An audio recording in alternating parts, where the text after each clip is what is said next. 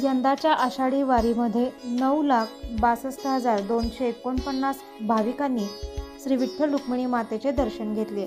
दिनांक 6 ते 18 जुलै या कालावधीत 4,14,031 भाविकांनी पदस्पर्श दर्शन घेतले, तर 5,48,218 भाविकांनी मुखदर्शन घेतले।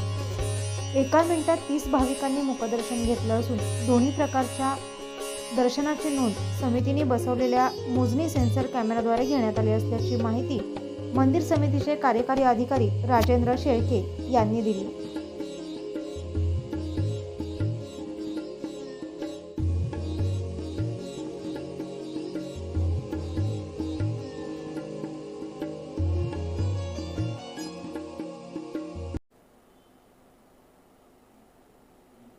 आषाढी यात्रा सुरू झाल्यापासून म्हणजे श्रींचा पलंग काढल्यापासून मागील 13 दिवसामध्ये एकूण मंदिरात येऊन भाविकांनी दर्शन घेतलेली जी संख्या आहे ती 9,62,000 आहे।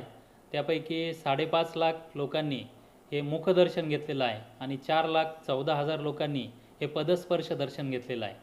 आपण पाहतोय की अजूनसुद्धा मोठ्या प्रमाणात भाविक भक्त या पंढरीमध्ये आहेत आणि विठुरायाचे आणि रुक्मिणी मातेचं दर्शन घेत आहेत।